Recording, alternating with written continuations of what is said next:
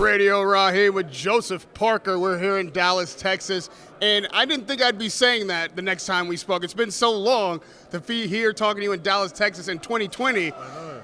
Something must have gone wrong. We should have been talking much before then. When's the last time we spoke? 2018? Yeah. I think it was like Joshua. Yeah, the Joshua fight, yeah. 2018 March. It's been a while now. I think after losing sort of that fight, decision, and then losing the second fight with White, I sort of dropped down the ladder. So I'm at the moment rebuilding phase. That's probably why I haven't spoken to you. You talk to all the top guys, and forget us guys, you're climbing back. You're still a top guy in my book, and it was disappointing not to see you be able to grab that first rung on the ladder back against Chisora. As boxing goes, everybody's got a joke, everybody's ready for some stick. What was it like taking the kind of incoming jokes and criticism you took for canceling a fight on what essentially is a spider bite? Listen, it's all part of the game, actually. The truth is there was a spider bite, and the doctor was the one that pulled me out of the training camp and then pulled me out of the fight. So I begged him. I said, please, is there anything we can do? And he said, sorry, you're not fit to train and you're not fit to fight. And I saw all the jokes coming in, and so from all those jokes, I actually made a spider shirt. I made a spider shirt with my logo on it. The Parker of it all. JP with a spider. So, it's all part of boxing. You just got to accept it and take it on the chin and move on.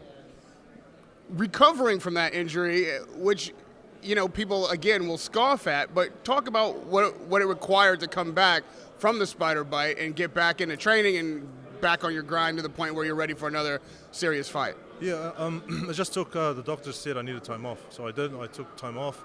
I stayed in Vegas training, and I tried to reschedule the fight with Chisora. I think he didn't want to fight me at that stage and wanted to fight someone else.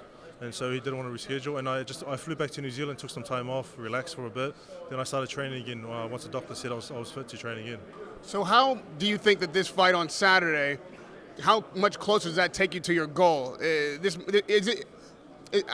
With all respect due to the opponent, is it more of a stay busy fight, to make sure you knock off the rust? The purpose of this fight was we wanted a fight to get us closer to our goal, and we had options of other fighters out there but they didn't take the fight.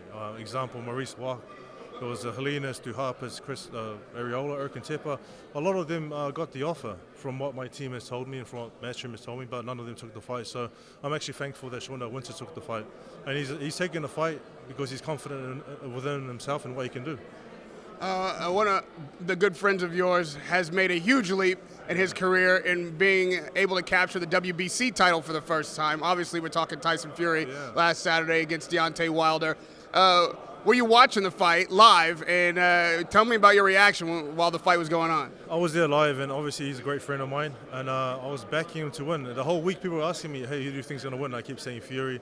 A lot of people close to me were saying Wilder, so it was a sort of a bit of a debate. Listen, throughout the fight, Wilder's a dangerous guy, so I was quite nervous that he'll get caught with the right hand. I was, please don't get caught. Then when he sort of dropped him and then it started going one way, I was just sort of, I was very excited and happy for him. And then when they threw in the towel, I think that the coach did the right thing. When your fighter's taking punishment like that, you care about the fighter and his life more than the business of boxing, and I think he did the right thing. Now, we just talked about fighters getting written off. People wrote off Joshua after Ruiz. People wrote you off after Joshua. Now people are writing Deontay off after Fury. We know that there's a third match very possible. Are you writing him off? I'm not writing him off. I think if he makes the adjustments and a few changes within his camp, he can come out, and you never know. Boxing is one of the things, anything can happen. And Deontay's power that he possesses, he can change any fight at any time. And I think Fury is the only person who can sort of back him like that, like how he did. He's been backed in other fights, Stavern and the guy from Poland, the Southpaw, but because they were shorter fighters, he was able to pick them off and knock them out. Well, obviously in the UK, especially in England, everybody doesn't want to hear about anything but Fury, Joshua. They want an undisputed British champion again. Assuming that both of those fighters make it to the ring without having lost their titles before, that fight happens. How do you see it going?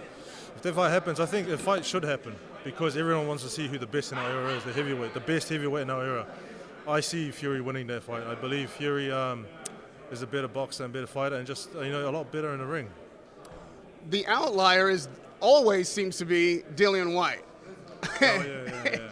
I mean, I don't even know now how long he's been a WBC mandatory. He's been waiting for that challenge for a long time.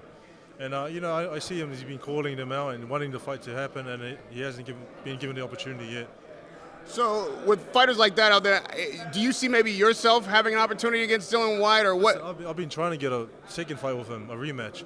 I know on his sort of what he's trying to achieve is he's trying to be champion of the world himself, and I can see the reasons why he's not taking a rematch with myself. But if he doesn't get the opportunity, he should take the rematch with me. It was an exciting fight, and I know I can beat him.